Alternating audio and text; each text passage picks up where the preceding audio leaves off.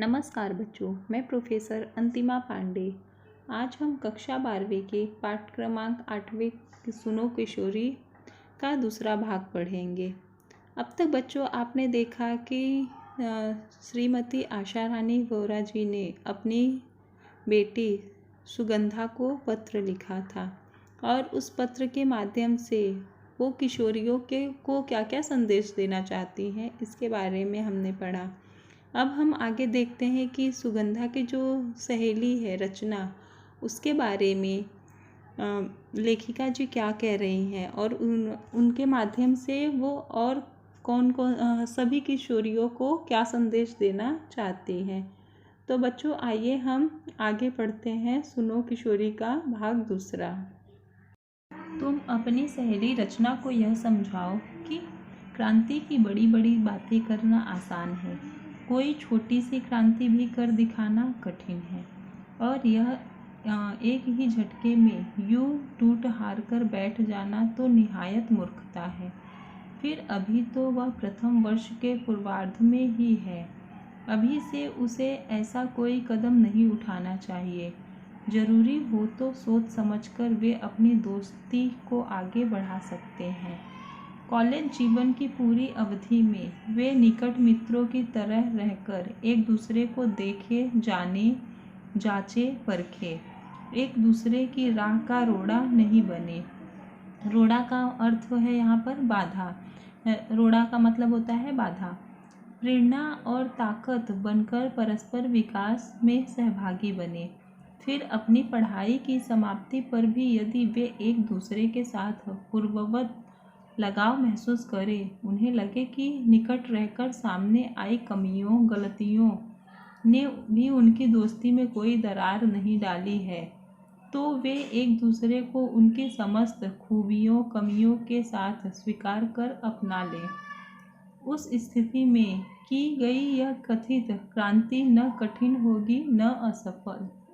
लेखिका अपनी बेटी की सहेली रचना के बारे में बता रही हैं, उनको समझाने की कोशिश कर रही हैं पत्र के माध्यम से कि अपनी बेटी को बता रही है कि तुम्हारी सहेली जो है रचना, उसे तुम समझाओ कि छोटी छोटी बातों पर बड़ी बड़ी मतलब क्रांति करना, ऐसा तो बहुत आसान बातें होती है, लेकिन अगर उसे करने की बारी आती है तो वो बहुत कठिन हो जाता है।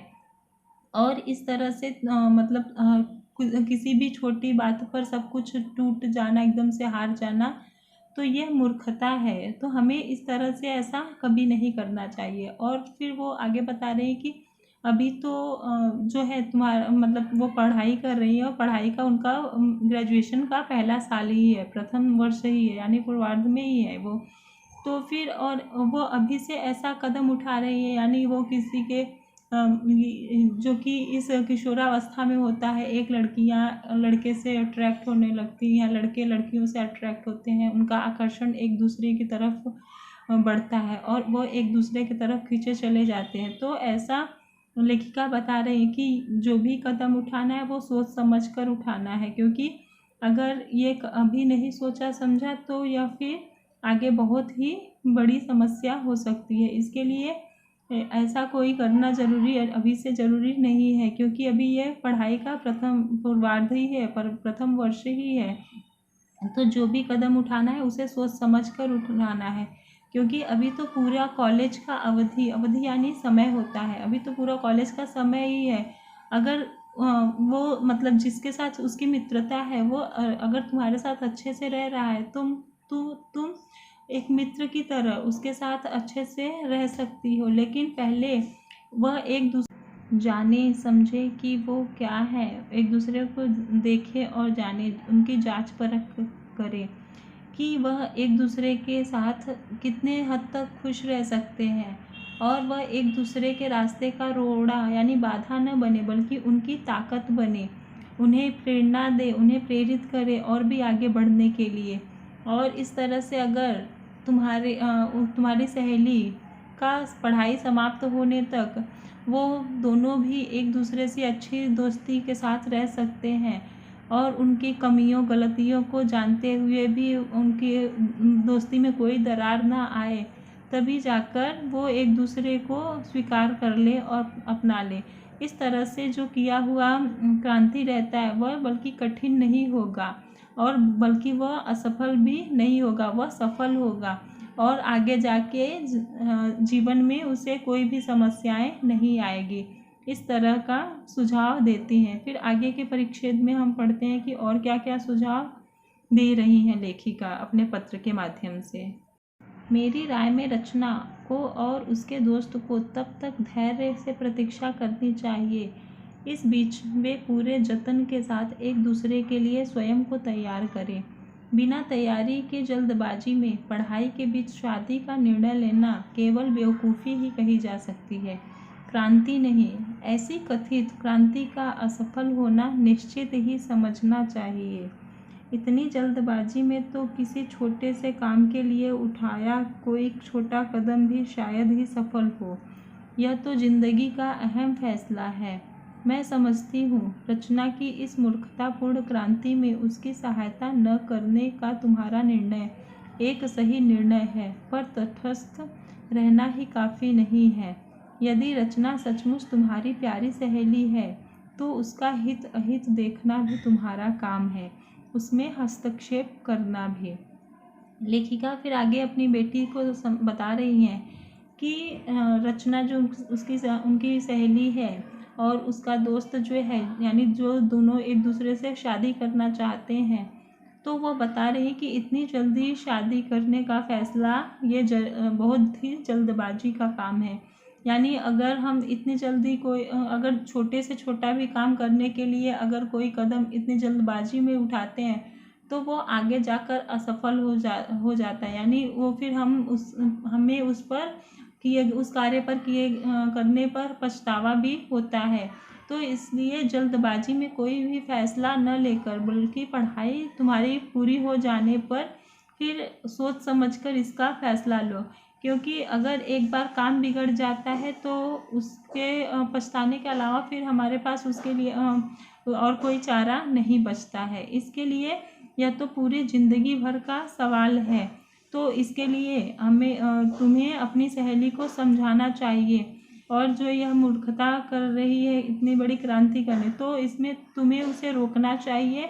और जो भी अगर तुम अपने बात पर कायम हो कि हाँ उसे समझाना है और तुम दोस्ती निभाना चाहती हो तो तुम्हें उसका हित यानी भलाई, और अहित यानी उसका अनभला करना तो फिर तुम्हारा काम है। यानी तुम्हारी सहेली के लिए क्या अच्छा होगा और क्या बुरा होगा उसके बारे में तुम्हें देखना है और तुम्हें सोचना है। अगर वह कुछ गलत कर रहे तो उसमें हस्तक्षेप भी करना तुम्हारा काम है। हस्तक्षेप यानी उसे रोकना टोकना ये सब। तो फिर लेखिका बता रही अपनी बेटी से कि अगर वो गलत है तो तुम्हें उसे रोकना भी तुम्हारा ही काम है।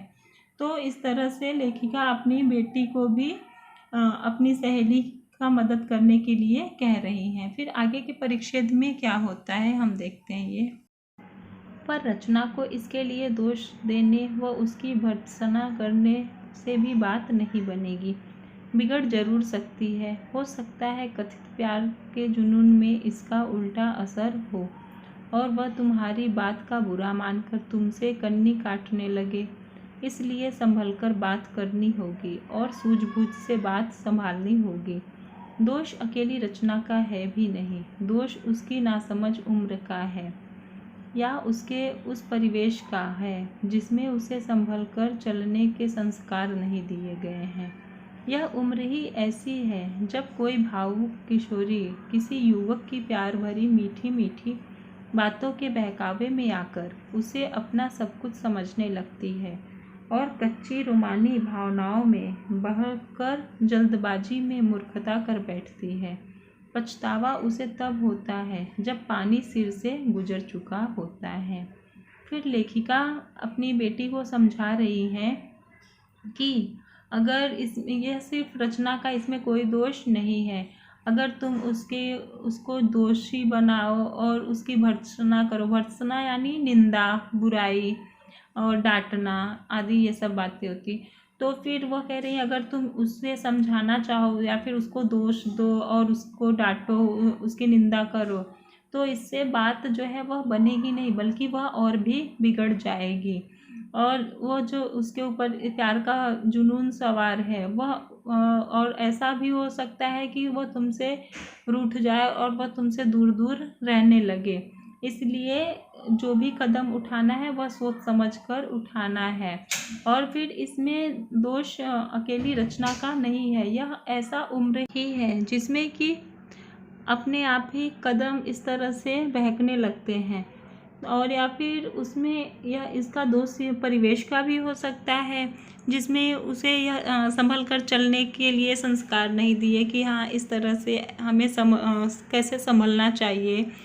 और फिर आगे बता रहे हैं कि जब यह ऐसा उम्र ही है कि जिस समय की कोई भी भावुक किशोरी है, अगर उसमें उस समय किसी युवक का प्यार मिलता है और उसकी मीठी मीठी बातें कोई करता है तो वह बहकावे में आ जाती है और उसे ही अपना सब कुछ समझने लगती है और उसके लिए कुछ भी कर गुजरने के लिए वो तैयार हो जाती है। लेकिन इस समय किशोरियों को समझना चाहिए कि उसके लिए क्या सही है और क्या गलत है, और कोई भी जल्दबाजी नहीं करनी चाहिए, क्योंकि अगर जल्दबाजी में कोई भी उठाया गया कदम हुआ तो वह उसके लिए पूरी जिंदगी भर के लिए कभी मूर्खता भी हो सकती है। आगे के परिच्छेद में लेखिका अपनी बेटी को और सभी किशोरियों को क्या संदेश दे रही हैं, हम उसे पढ़ते हैं। इस अल्लढ़ उम्र में अगर वह लड़की अपने परिवार के स्नेह संरक्षण से मुक्त है, आज़ादी के नाम पर स्वयं को ज़रूरत से ज़्यादा अहमियत देकर अंतर्मुखी हो गई है, तो उसके फिसलने की संभावना अधिक बढ़ जाती है। अपने में अकेली पड़ गई लड़की जैसे ही किसी लड़के के संपर्क में आती है, उसे अपना हमदर्द समझ बैठती है और उसके बहकने की, उसके कदम भटकने की संभावना और भी बढ़ जाती है। लगता है अपने परिवार से कटी रचना के साथ ऐसा ही है। यदि सचमुच ऐसा है तो तुम्हें और भी सावधानी से काम लेना होगा, अन्यथा उसे समझाना मुश्किल होगा, उल्टे तुम्हारी दोस्ती में दरार भी आ सकती है। फिर लेखिका बता रही हैं कि अगर कोई बहुत यह उम्र जो है ऐसा है अल्लड़ यानी मनमौजी और फिर नादान, यस, तो फिर कह रही है कि यह उम्र जो ऐसा है इसमें लड़के या फिर लड़कियों के भटकने के बहुत ही ज़्यादा चांस रहते हैं कि कोई भी लड़के लड़कियां सोच समझकर कदम नहीं उठाते, उन्हें जो भी सही लगता है उसी रास्ते पर चल देते हैं। और इसमें उनके परिवार का भी दोष रहता है, उन्हें ऐसा मतलब इतना ज़्यादा ही स्वतंत्र कर दिया जाता है, स्नेह संरक्षण से मुक्त रहते हैं वो, मतलब इतना ही ज़्यादा उन्हें प्यार लाड ये सब दिया जाता है कि वह एकदम लगता है कि उन्हें कोई ही रोक टोक कुछ भी नहीं है, चाहे वो जो भी कुछ कर सकते हैं। वह आज़ादी के नाम पर स्वयं को इतना ज़्यादा मतलब अहमियत देने लगते हैं, यानी खुद को इतना ज़्यादा इम्पोर्टेंस देने लगते हैं कि उन्हें लगता है कि जो कुछ है सब हम एकदम स्वतंत्रतापूर्वक हम कर सकते हैं। और इस तरह से अगर किसी के भी मन में ख्याल आ गए तो उनके फिर फिसलने के, यानी जो भी गलत काम कर रहे हैं उन्हें करने की अधिक संभावना और भी बढ़ जाते हैं। और फिर इस तरह से अगर ऐसा है तो अगर इस तरह के लड़के या लड़कियां किसी के संपर्क में आते हैं तो फिर उन्हें वह सब कुछ अपना सब कुछ समझ बैठते हैं, हमदर्द यानी उनके दर्द को बांटने वाला, और फिर उस तरह से उनके कदम को बहकने के और भी चांस रहते हैं और इस तरह से उनको उनके भटकने की संभावना जो है वो और भी अधिक बढ़ जाती है। फिर लेखिका कह रही हैं कि ऐसा लगता है रचना के साथ भी ऐसा ही कुछ हुआ है, वह अपने परिवार से एकदम अलग है, और अगर ऐसा ही है रचना के साथ तो तुम्हें सावधानी से के साथ काम लेना होगा, और नहीं तो बात बनने के बजाय और भी बिगड़ सकती है और तुम्हारी दोस्ती भी ख़त्म हो सकती है, यानी या फिर तुम्हारी दोस्ती में दरार आ सकता है, यानी जिस तरह से अभी तुम्हारे ऊपर विश्वास कर रही रचना वो आगे न कर पाए। इसके लिए जो भी कदम उठाना है तुम्हें सोच समझ कर उठाना है। आगे फिर लेखिका कहती हैं एक अच्छी सहेली के नाते तुम उसकी पारिवारिक पृष्ठभूमि का अध्ययन करो। अगर लगे कि वह अपने परिवार से कटी हुई है तो उसकी इस टूटी कड़ी को जोड़ने का प्रयास करो। जैसे तुम मुझे पत्र लिखती हो, उससे भी कहो वह अपनी माँ को पत्र लिखे। अपने घर की भाई बहनों की बातों में रुचि ले। अपनी समस्याओं पर माँ से खुलकर बात करे और उनसे सलाह ले। यदि उसकी माँ इस योग्य न हो तो वह अपनी बड़ी बहन या भाभी से निर्देशन ले। यह भी संभव न हो तो अपनी किसी समझदार सहेली या रिश्तेदार को ही राजदार बना ले। घर में किसी से भी बातचीत का सिलसिला जोड़कर वह अपनी समस्या से अकेले जूझने से निजात पा सकती है। नहीं तो तुम तो हो ही। ऐसे समय वह तुम्हारी बात न सुने, तुम्हें झटक दे, तब भी उसकी वर्तमान मनोदशा देखकर तुम्हें उसकी बात का बुरा नहीं मानना है। उसका मूड देखकर उसका मन टटोलो और उसे प्यार से समझाओ। लेखिका अपनी बेटी सुगंधा को बता रही है कि अगर उसकी रचना की पारिवारिक स्थिति सही नहीं है, अगर तुम्हें उसके बारे में जानना है कि हाँ क्यों ऐसा कर रही है तुम्हारी सहेली, तो उसके पूरे पारिवारिक पृष्ठभूमि यानी उसका परिवार के साथ कैसे संबंध है, ये सब बातें जानो। और अगर जिस तरह से अगर तुम्हारी सहेली अपने परिवार से किसी भी सदस्य से किसी वजह से नाराज़ है तो और अपने परिवार वालों को कुछ नहीं बता रही है, तो तुम उसे समझाओ और उसके परिवार से उसे जोड़ने का काम करो। और जिस तरह से तुम ये सुगंधा जो है, लेखिका की बेटी सुगंधा पत्र लिखती है अपनी माँ को, जो भी समस्या रहती है और उन्हें सब कुछ बातें बताती है। तो वह कह रही है कि जिस तरह से तुम मुझे पत्र लिखती हो, उसी तरह से रचना को भी बोलो। वह भी अपने माँ से, घर में जो भी माँ है, अगर माँ इस योग्य नहीं है यानी इतनी समझदार नहीं है वो, तो फिर उनकी भाभी या फिर बहन जो है, अगर कोई नहीं है इस तरह का, तो जो भी सहेली है उनके साथ बात करने के लिए बोलो। इस तरह से अगर वो अपनी बातों को एक दूसरे के साथ साझा करेगी, शेयर करेगी, तो इससे जो है उसकी समस्या थोड़ी कम हो जाएगी और उसे इससे निजात मिलेगा, यानी इसे छुटकारा मिलेगा। और अगर ऐसा कोई नहीं है तो तुम तो हो ही, उनकी पुत्री को बोल रही है, उनकी बेटी को बोल रही है कि तुम तो हो ही उसे समझाने के लिए, और मुझे आशा है कि तुम ऐसा कर भी लोगी। और लेखिका कहती है कि अगर अगर तुम्हें बाई चांस झटक दे, यानी तुम्हारी बात का बुरा माने और तुमसे कोई बात ना करे, तुम्हें हटा दे अपने पास से, तो भी तुम उसकी बातों का बुरा मत मानना, क्योंकि उसकी मनोदशा यानी उसकी जो मानसिक स्थिति रहेगी वह इस सब को करने के लिए कहेगी, लेकिन तुम उसे समझाना नहीं छोड़ना। और उसके जब भी अच्छे मन रहे तभी तुम उसे समझाने की कोशिश करना और उसका मन टटोलना कि आखिर उसके मन में है क्या और क्या बातें वो चाहती है। इस तरह से अगर प्यार से समझाओगी तुम, तो शायद बात बन सकती है। ऐसा लेखिका अपनी बेटी से कह रही है। फिर आगे कहती है कि एक शुभचिंतक सहेली के नाते ऐसे समय तुम्हें उसे इसलिए अकेला नहीं छोड़ देना चाहिए कि वह तुम्हारी बात नहीं सुनती या तुम्हारी बात का बुरा मानती है। तुम साथ छोड़ दोगी तो वह और टूट जाएगी। अकेली पड़ कर वह उधर ही जाने के लिए कदम बढ़ा लेगी जिधर जाने से तुम उसे रोकना चाहती हो। यहीं पर तुम्हारे धैर्य और संयम की परीक्षा है। अगर जरूरी समझो तो सहेली के कथित दोस्त या प्रेमी लड़के से भी किसी समय बात कर सकती हो। उसकी मंशा जानकर उससे अपनी सहेली को अवगत करा सकती हो या आगाह कर सकती हो। लेखिका फिर कह रही है कि अगर तुम एक अच्छी सहेली हो, शुभचिंतक हो उसकी, यानी अच्छा चाहने वाली हो, तो फिर तुम्हें उसे अकेला कभी नहीं छोड़ना चाहिए। और भले ही वो तुम्हें कितना भी फटकार लगाए, कितना भी दूर करे, लेकिन उसे तुम्हें दूर नहीं करना होना है और उससे हर उसकी बात नहीं सुननी है, यानी उसकी जो भी बातें तुम्हें बुरी लगती है उसका बुरा नहीं मानना है।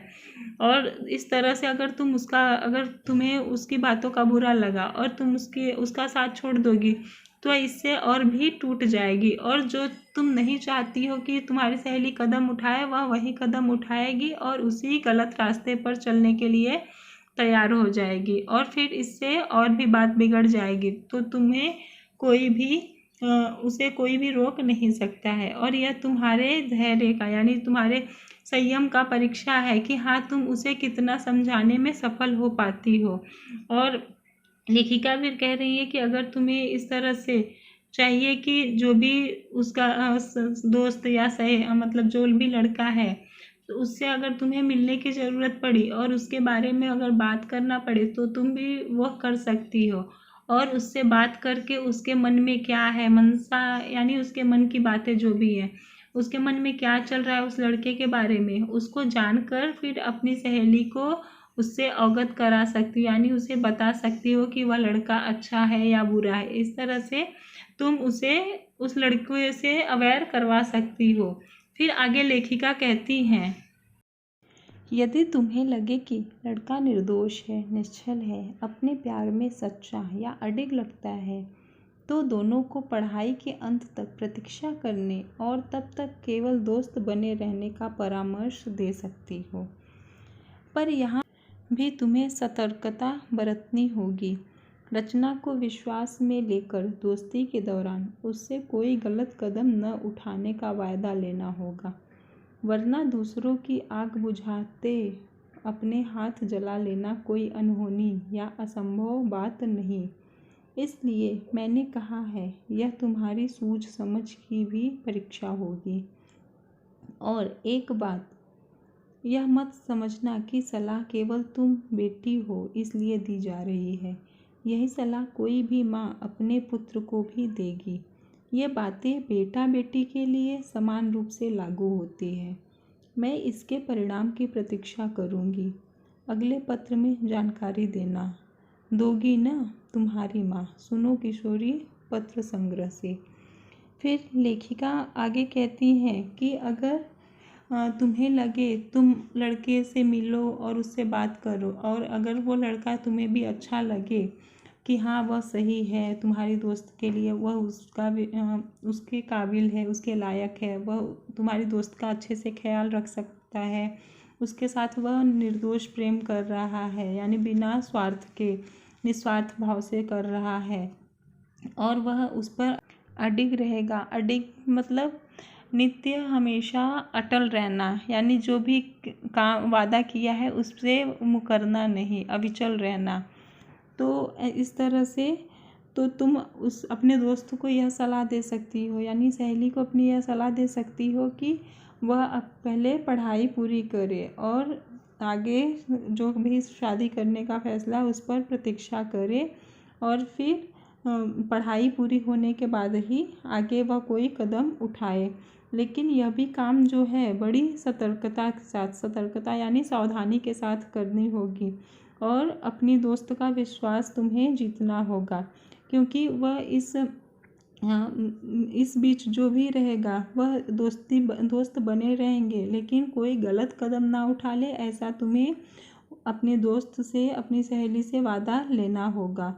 फिर तुम आगे, क्योंकि अगर इस तरह से कोई भी बिना कोई सोचे समझे कदम उठाएगी तो वह आग बुझाने के बजाय बल्कि हाथ जलाने का भी काम कर देगा। यानी कहने का मतलब है कि तुम अपनी सहेली के लिए अच्छा करने जाओगी, लेकिन वह तुम्हारे बारे में गलत सोचकर तुम्हें ही बुरा समझने लगेगी।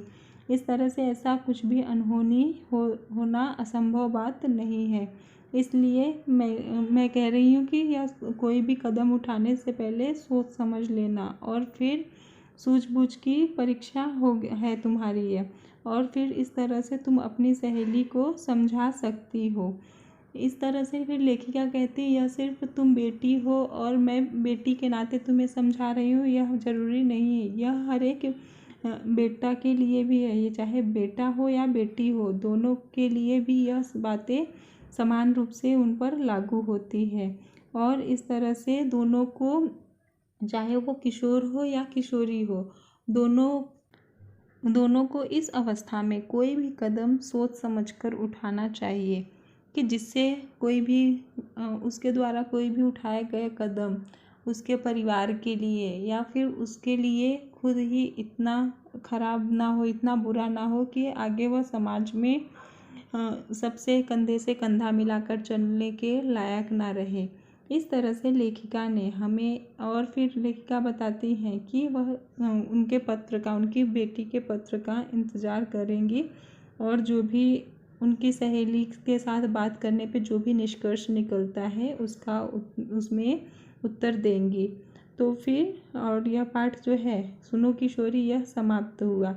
इस पाठ के माध्यम से लेखिका ने हम किशोर और किशोरियों को बहुत ही अच्छा सलाह दिया है कि हाँ, किस तरह से बच्चों को इस उम्र में समझना चाहिए और उसके कदम लड़खड़ाने से पहले ही संभल जाना चाहिए। तो बच्चों, यह सुनो किशोरी अब पाठ समाप्त हुआ। अब हम अगले वीडियो में मिलेंगे। तब तक के लिए धन्यवाद बच्चों। अपना ध्यान रखें और सुरक्षित रहें।